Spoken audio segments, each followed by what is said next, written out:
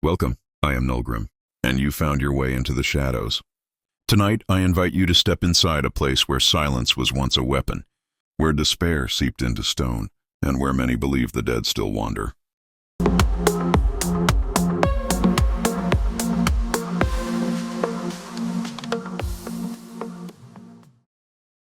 This is Eastern State Penitentiary, one of the most haunted prisons in America.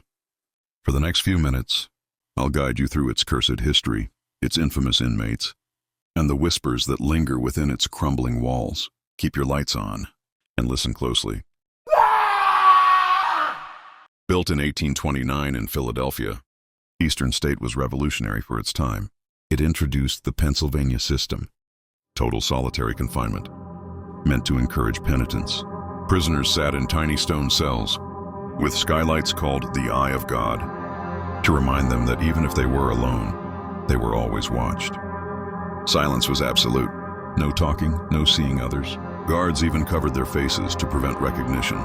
What was intended as reform quickly became torture. Many inmates lost their minds in the crushing silence. Cells, small, cold, with just a cot, a Bible, and a slot for food. The solitary system caused hallucinations, paranoia, and despair. Some prisoners reportedly clawed at the walls or screamed through the night. Notable inmate Al Capone in 1929. His cell was bizarrely luxurious, fine furniture, a radio, but Capone claimed he was tormented by the ghost of James Clark, a victim of the St. Valentine's Day massacre. Other infamous inmates, bank robber Willie Sutton, who tried to tunnel out. By the early 1900s, solitary confinement was seen as inhumane.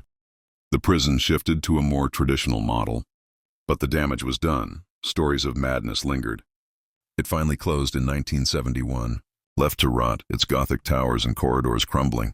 Today it stands as a museum by day and a place of fear by night. Visitors and guards alike report chilling experiences.